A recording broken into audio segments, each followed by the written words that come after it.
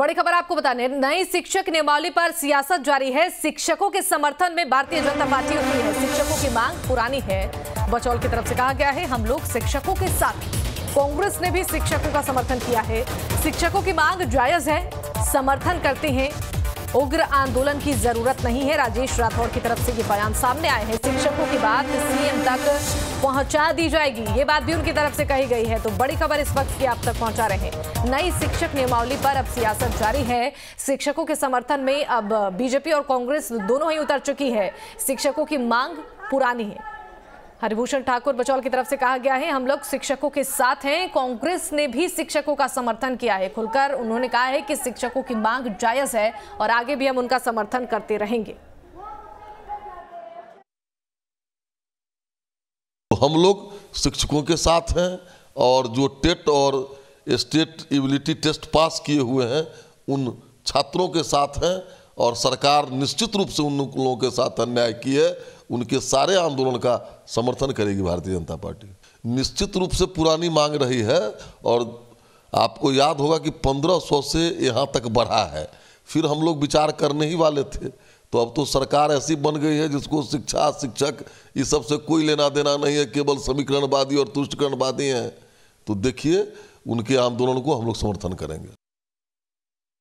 सरकार स्वयं और सरकार के सहयोगी दल भी इस बात को ध्यान में रखे हुए हैं कि नियोजित शिक्षकों का मांग एकदम जायज़ है कि एक व्यक्ति की परीक्षा बार बार कैसे ले सकते हैं, दोबारा उन्हें परीक्षा लेना उचित नहीं है।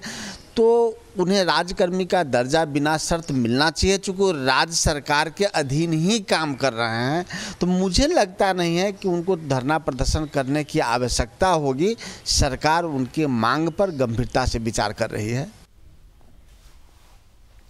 और नई शिक्षक नियमावली को लेकर शिक्षक अभ्यर्थी लगातार सरकार के खिलाफ प्रदर्शन कर रहे हैं। वहीं मामले को लेकर आने वाले दिनों में शिक्षक अभ्यर्थी अपने आंदोलन को और तेज करने की योजना बना रहे हैं और जिसके लिए शिक्षक अभ्यर्थियों ने बैठक कर आगे की रणनीति पर चर्चा की है। आने वाले दिनों में अभ्यर्थी कई मंत्रियों का घेराव सहित हड़ताल भी करने वाले हैं। और वहीं शिक्षक अभ्यर्थियों के आंदोलन को लेकर जेडीयू प्रवक्ता नीरज कुमार ने कहा है कि शिक्षक नियमावली में बदलाव शिक्षा की गुणवत्ता में सुधार के लिए किया गया है।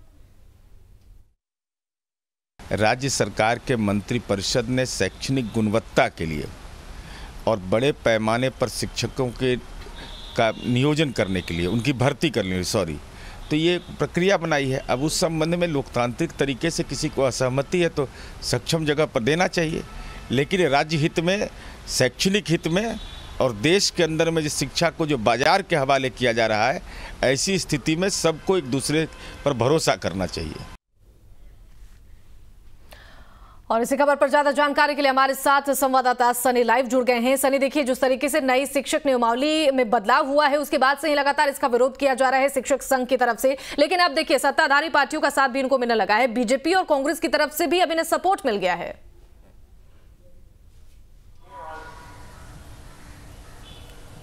जी देखिए, शिक्षक नियमावली को लेकर जब से ये शुरू हुआ तब से ही विवाद है। दरअसल सरकार ने जो शिक्षकों की बहाली की उसमें 3 तरह की बातें सामने आ रही है। पहला, वो नियोजित शिक्षक जो 15 वर्षों से सेवा दे रहे हैं, 17 वर्षों से सेवा दे रहे हैं, और दूसरे जो सीटेट पास करके जो शिक्षक बने हैं हालिया समय में, और तीसरे वो अभ्यर्थी जो सीटेट पास कर चुके हैं और बीटेट पास कर चुके हैं और उनकी जो बहाली है वो होने वाली थी, 7वां चरण 8वां चरण। अब इसमें जो नियोजित शिक्षक हैं वो विरोध कर रहे हैं। उन्होंने स्पष्ट तौर पे सरकार से कहा है कि जब वो सरकारी सेवक हैं, 15 वर्षों से सेवा दे रहे हैं, तो फिर उनसे किस बात की परीक्षा ली जाएगी।